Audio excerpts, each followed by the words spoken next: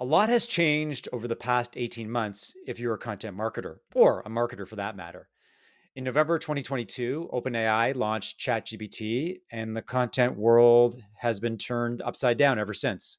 Today, I'm excited to talk with Benji about how AI is not just changing the game, but rewriting the rules on how content is created, distributed, and consumed.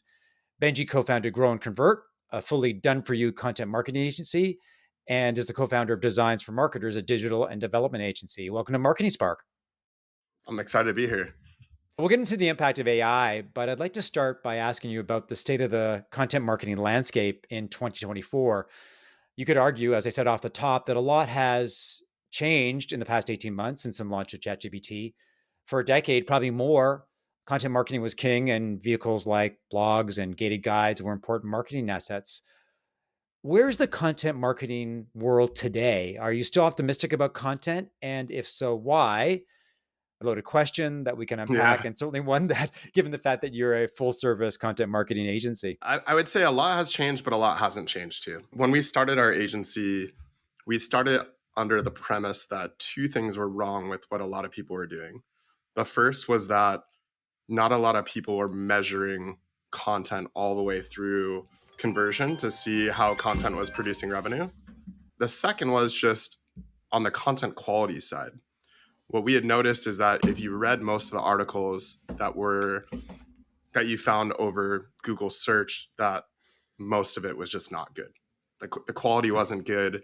And getting into our agency, we realized that it was a content production problem. The way that most businesses produce content was by basically giving topics to a freelance writer who knows nothing about the topic that they're writing about and then asking them to produce thought leadership content. There was a complete mismatch just in the way content was written and then the expectations from a client. We started our agency to solve that.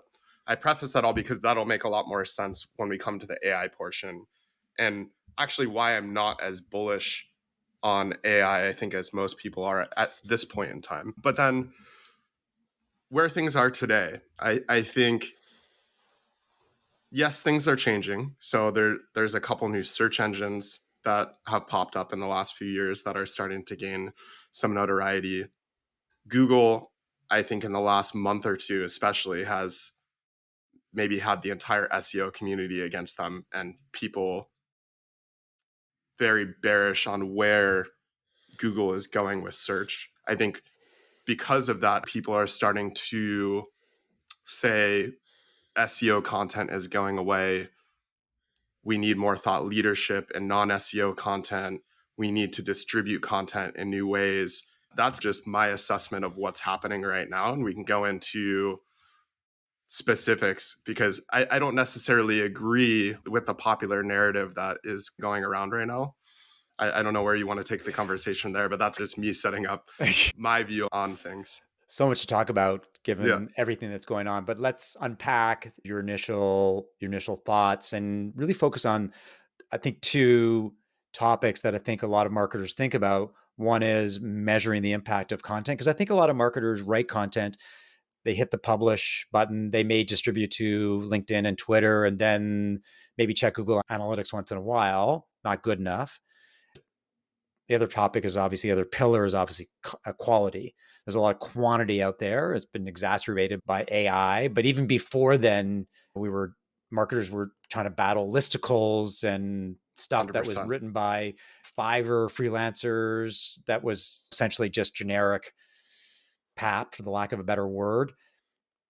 Talk philosophically about how you're trying to tackle those two areas and the challenges that you face when you're trying to convince companies that this is the better approach, a smarter approach to creating content.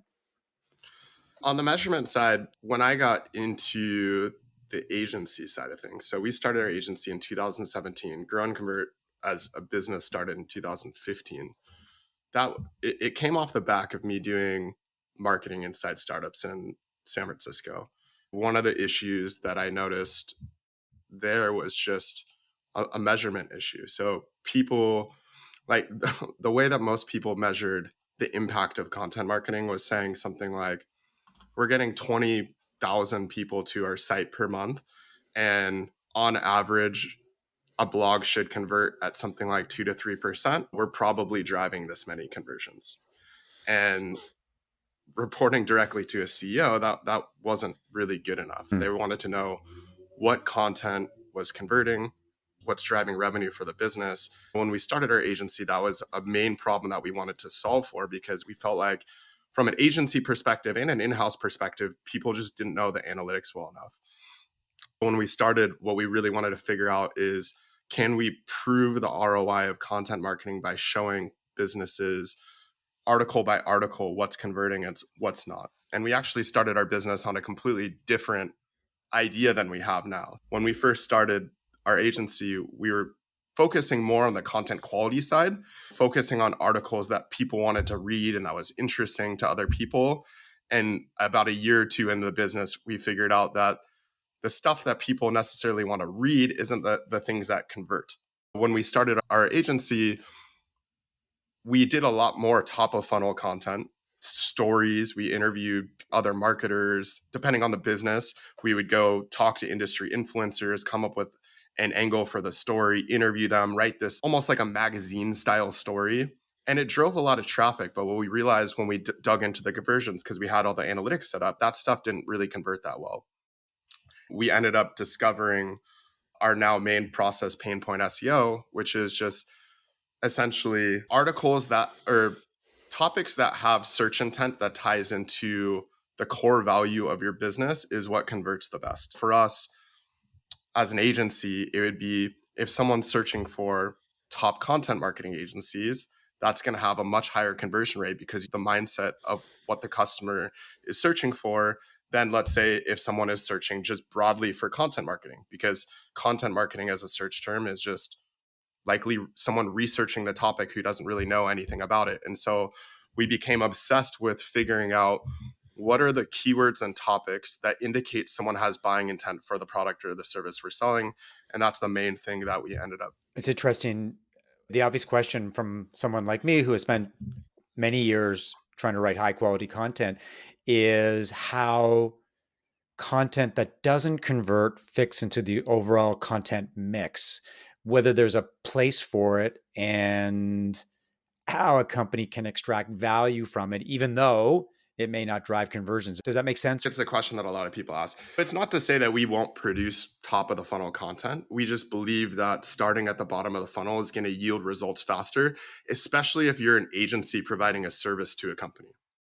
As an agency, you're really held accountable to the ROI that you're driving. And what we realized early on is that people can like the content. When we did the story based approach, people are like, oh, this is great content. It drove a lot of traffic. But at some point, the client's going to say, okay, how much revenue is this actually driving? If you can't defend that, you're likely gone as a vendor. We just believe in starting at the bottom of the funnel and then working your way up. What are those terms, the keywords that basically have the highest likelihood of driving customers for the business? Let's start there and own the rankings for those. And then let's slowly move up the funnel. The real premise behind even that thinking is just, I think when people think of a marketing funnel, they always think people start at the very top of the funnel. So you need to have awareness of the industry first. We need to educate people on, let's say, what is content marketing, and then slowly move people all the way through the funnel to, let's say, people who are searching for a marketing agency. Our thinking was that, look, there's other companies that have been educating people on the industry or the category for years, likely before your business exists. So there's already some segment of the industry that is educated on what you're doing. And if we can show up when they're searching for solutions to their problems, we can shortcut a lot of that marketing funnel on the awareness side to show up when they're considering different options, basically convince someone that you're a better option than what they were already looking for. That's why we think of starting at the bottom of the funnel first and then working your way up. Again, it's not to say that top of the funnel doesn't work or there's no place for it. I think the way that we would think about it is that those bottom of the funnel terms are likely going to have the highest conversion rate from someone reading or someone finding you in the search results to actually signing up for a service or a product. But the top of the funnel, there can be other ways to basically move them through the funnel, such as like if they're not ready to purchase, you can capture their email. But I think when we started the business, I think the main way that people were talking about content is almost everyone needed to capture emails and move people through nurturing campaigns for them to become a lead. And we just came and said, I don't know if that's the case. Like you don't need to capture email for every single person. What we realized is the thing that dictates the conversion rate the most is just the topic of whatever you're writing about. Mhm. That's how we flipped that thinking a little bit. Begs the question about the value and role of SEO these days. A lot of people have, if they're not, they haven't given up on using Google, but they're certainly using ChatGPT and Arc and Perplexity and some of the sort of alternative AI driven search engines these days. When you look at how your approach to content marketing and how you serve clients and the value and role of SEO, how has that changed in the last 18 months? Is SEO as important a pillar, or have the rules changed? Obviously, you said earlier that a lot of SEO companies or players are upset with Google. How are you navigating the SEO waters these days? I think search is always going to evolve and change. I don't know in the last 18 months that anything has drastically changed other than everyone talking about how things are going to change, if that Yeah. makes sense. I think people are more worried than they need to be at this point. So, like, I remember, I think like November, it was either November 2021 or January 2022, or when was the OpenAI rollout? It was November 2022. 2022. I was a year off. It's 2024 now. Got to get my Yeah. years right. Yeah. I remember when it first rolled out, everyone was scared saying this is going to take AI writing jobs. As a business, we got to go explore and see what are the capabilities of this. We did a lot of research on those. And I think in March of 2023, we came out with this video, will AI replace writers? After using ChatGPT, we argued no, at least not in the near future. And the reason was because actually, there's more nuance to that. So we said it can replace bad writers, but the kind of writing that we do, where we interview a point of contact inside of the company who Mhm. has immense knowledge on whatever we're writing about, and we're acting like journalists to produce marketing content, I don't think that's going to be replaced by some AI writing tool anytime in the near future. Because not only, even if we could feed an interview into ChatGPT or any other AI writing tool, there's nuance into how to set up the argumentation, into how to like format everything, what arguments are important versus not. And I don't think AI is at the point where it can distinguish that stuff like humans. When we did the research and tested out trying to write different articles with ChatGPT, even if you just think about how ChatGPT works, where it scrapes the web and then it kind of rehashes general talking points on whatever it is. So it tries to find the most common answer and provide that back. If we truly want to stand out in content and the content we're producing, then wouldn't you not want to have the most generic answers and the most generic thoughts in your marketing content? You actually want to be different and Mhm. have something that you're saying that's unique to your industry that makes your company stand out. And so for us, when we looked at how it was working, we just said this doesn't even really make sense to use as a writing tool, because if you're going to use AI or ChatGPT or any AI writer, just the way it works, you're going to produce just generic content that everyone else is producing, because you're going to use the same arguments as everyone else. You're going to have the same opinions on the industry. And if you truly want to be differentiated in your marketing, you're supposed to do stuff differently. We just thought it didn't really make sense from a writing standpoint. So that's writing. Then there's the search engines. The search engines is probably more of what we're nervous about longer term, because algorithms change, the process that we've come up with to rank and all that kind of stuff can continue to change and evolve. So there's a couple of ways to look at this. There's Google versus new incumbents.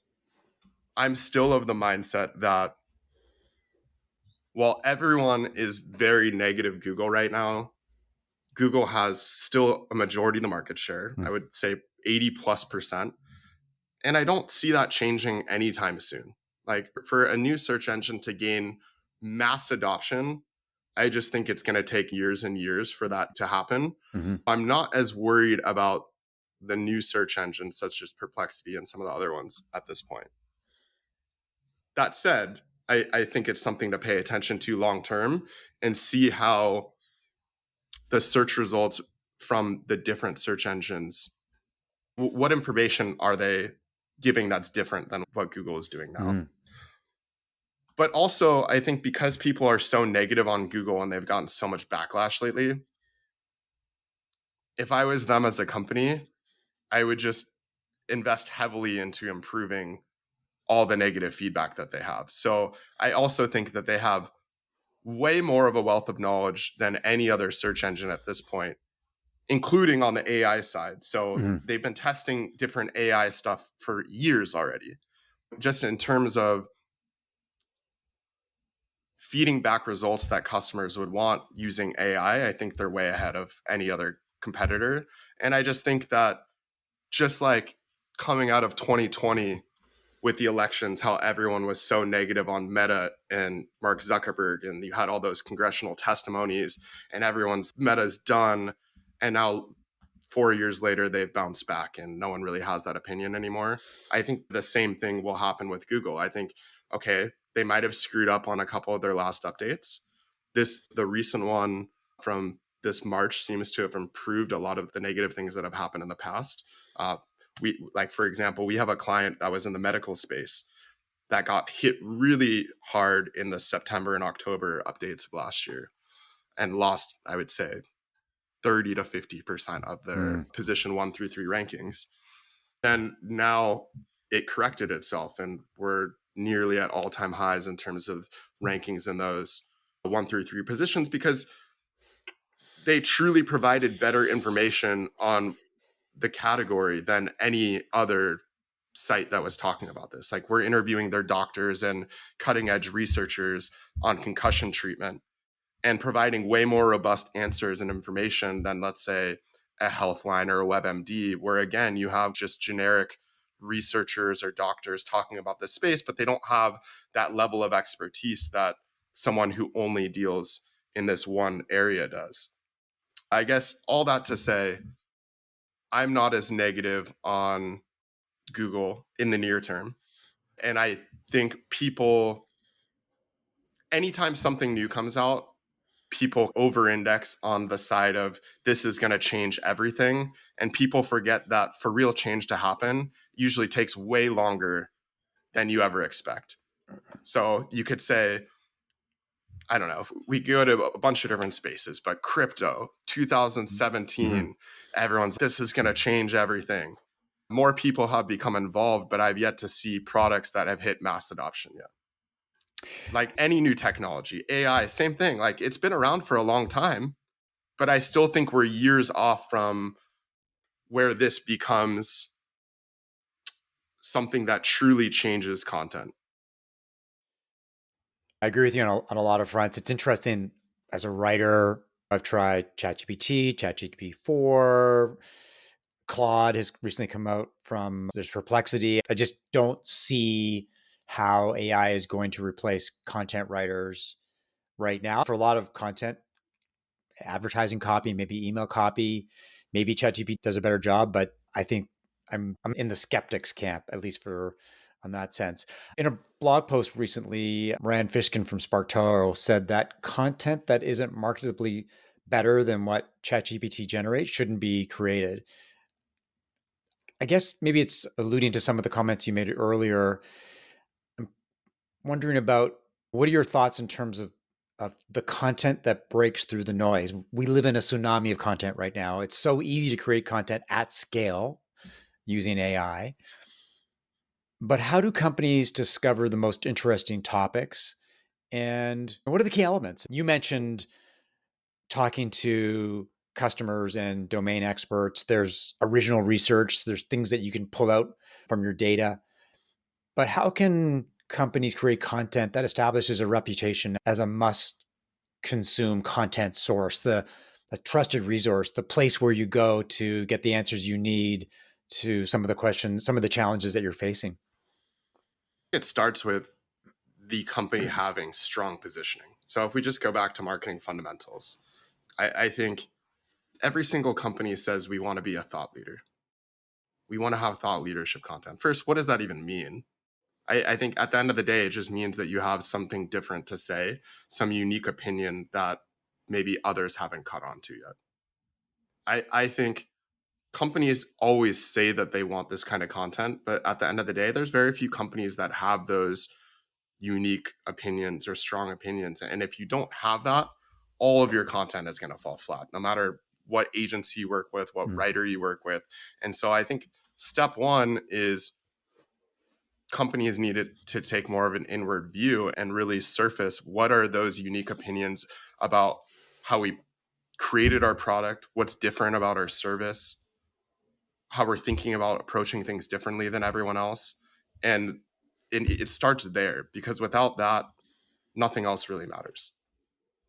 I'm glad you mentioned that because I spend a lot of time, probably too much time, focusing on the importance of brand positioning and helping companies differentiate themselves, being clear about what they do, who they serve, and why they matter, and then establish themselves as different. And I see the pendulum swinging from data to brand strategy and the importance of brand positioning. So I'm hoping that a lot of marketers are thinking the same way that you're thinking.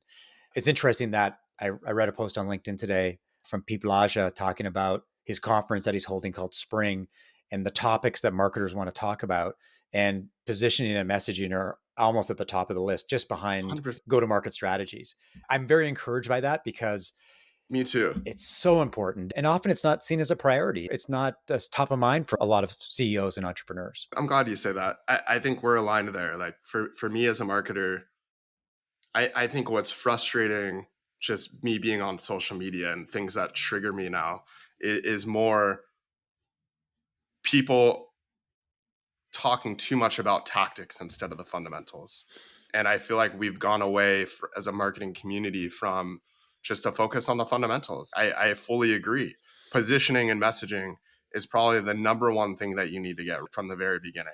And then everything else falls into place once that happens. Same thing. If a company has product market fit, you could almost do anything wrong and you can still grow as a business Mm. because you have the product market fit. But I feel like so many people try to grow businesses before they have really refined positioning and messaging or product market fit, and they talk about all these tactics that they're doing, but you have to get the fundamentals right before you can do anything to scale a business. It's the same thing when it comes to content. Like, you have to have something valuable to say, something different. So even when we're talking about producing content for our own site or content for other businesses, it's always, what are you guys doing differently than other people?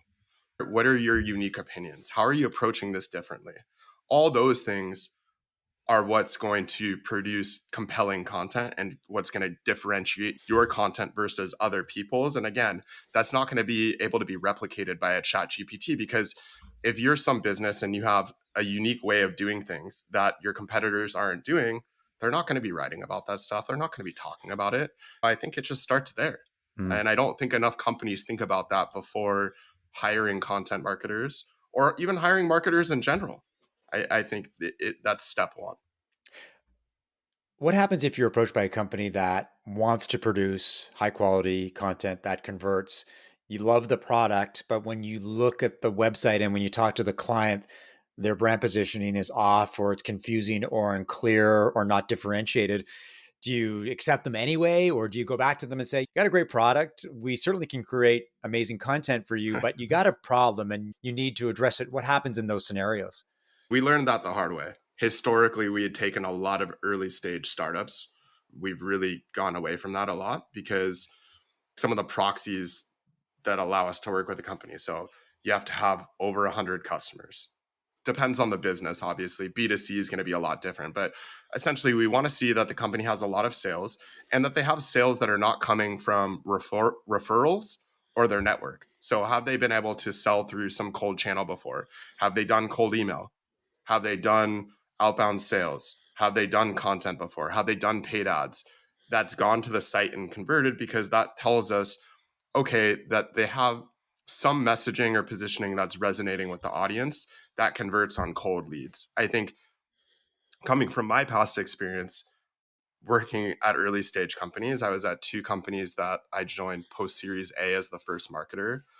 And I remember the second company specifically, the founder kept saying, no, we have product market fit. We have product market fit. We've sold, I don't know, millions of dollars worth of contracts this year. But the reality was all those contracts were coming through his personal network. Mm. It's very different when you have relationships and you're the solo salesperson talking to these people versus a marketing team that's generating cold demand, trying to pass them to a sales team and having them close. If you looked at the difference in close rate from the founder to the marketing and sales team, it was like astronomical. It was like not even a comparison. I think we won't take on companies who don't have this figured out. And I think it's, do they have a marketing team? Have they sold through a cold channel before? Do we actually believe in what they're doing? Can they articulate what's different about the way that they're approaching their business versus anyone else? So one of the first things that we ask when we're on a sales call is, tell us the founding story. Like, why do you Mm. exist? That usually tells so much because, again, if they don't really have a compelling founding story, there's no real reason why they started this business. It's typically really tough to do content for a business. But oftentimes, when you ask that story, they'll say, I was working in this other business. I noticed this huge problem in the industry. I set out to solve it. And a lot of that story becomes woven into the content pieces and the differentiators and all that kind of stuff. So, those are typically the companies that have a really unique founding story or have some compelling reason why they exist, are typically the ones that are best to do content for. Want to get your thoughts on the balancing act between human creativity and AI when it comes to creating content. I suspect a lot of companies follow different paths. There are companies that lean into original content. They may not be using ChatGPT or AI. They're really traditional creators of content. There are companies that have leaned hard into AI, thinking that it's going to replace writers and allow them to create content easily and create content at scale. And then there are companies that are trying to pull both levers at the same time, using creativity, using their own writers, but also trying to enhance it or augment it with ChatGPT. What is your take on trying to intermix these two worlds, trying to leverage creativity and the power of humans to do things that are amazingly thoughtful and insightful, but at the same time leveraging the power of AI because it's a tool and we should be using Yeah. it in some way, shape, or form. How are you approaching it, and what is the balancing act if there is like a balancing act to be had?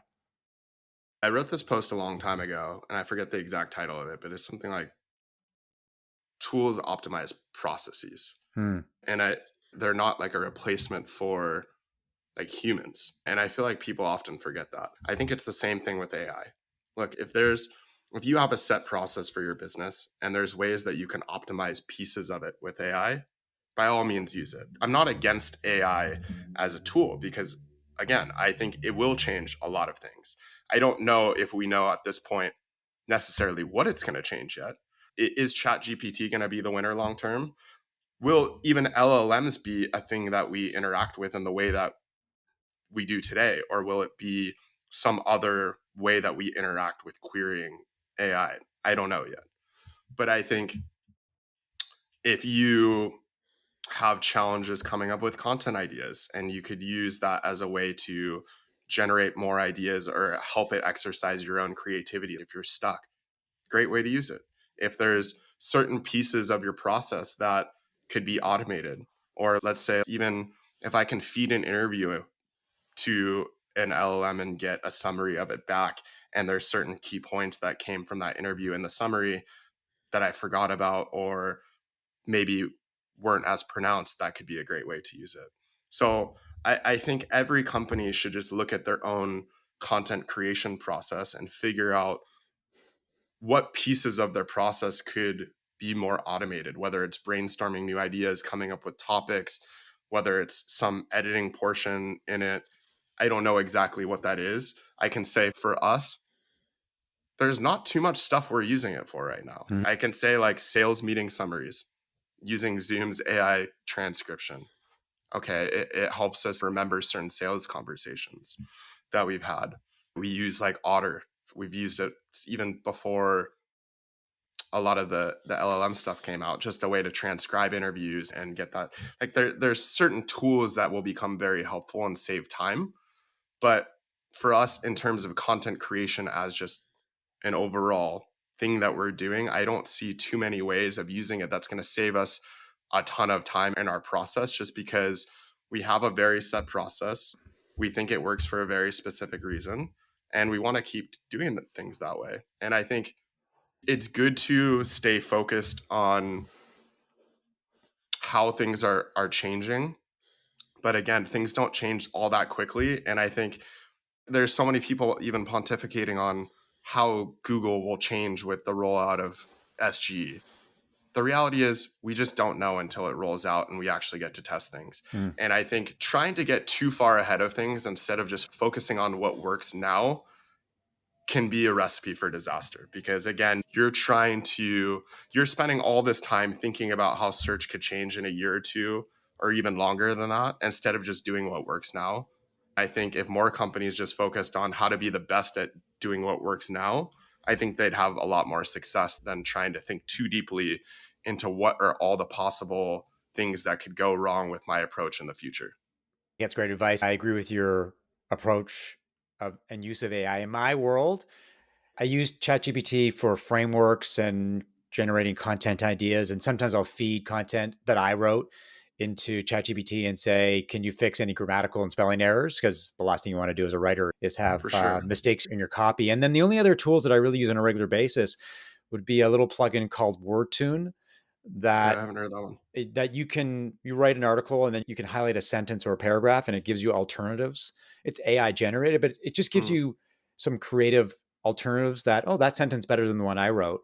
And I'm the only one that would be Descript, which is a video I use editing, that too. which is Great tool. awesome. It's a great tool for transcription, captions, and video editing. But that's about it for now. Yeah, I think that's the thing is, I think there's very specific use cases for AI. Again, I think it helps optimize certain processes. Descript's a perfect example. It's a product that can take your video, transcribe it, and then it helps just with the editing process, and you can edit much easier. Again, it optimized a very specific process. It's not a replacement for editors completely. Someone who's not an editor can edit stuff more easily, but it also helps just an editor save time in their job. And I think if I view how AI is going to change in the next, I don't know, 2 to 5 years, I think AI is going to be included in a lot more existing products. AI, I don't know if it is the product. Mm-hmm. I think that's like the last year how the narrative has changed, and I think people are coming from being scared of AI eating jobs as AI is this thing that is going to take over, it's going to replace humans, to no, it's a technology that's going to improve a lot of the way that we do things, and AI is going to be integrated into a lot of the tools that we already use and help improve specific processes inside of the product. Mm-hmm.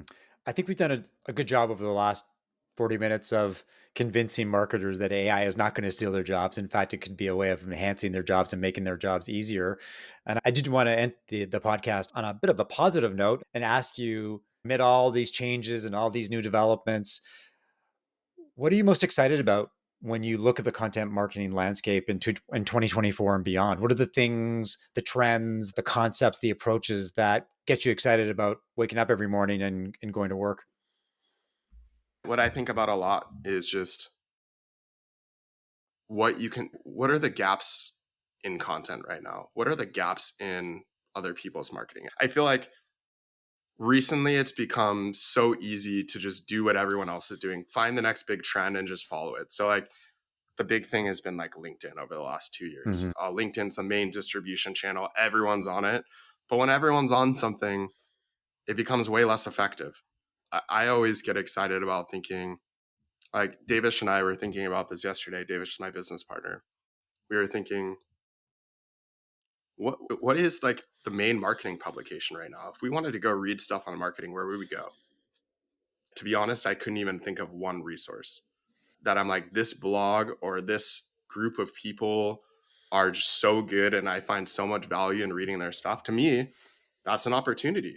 I feel like things have shifted so much towards sound bites on social, whether it's like these Twitter posts or everyone trying to be an expert on LinkedIn, that we've lost a lot of the nuance and we've lost a lot of the depth that used to happen in blog posts. Mhm.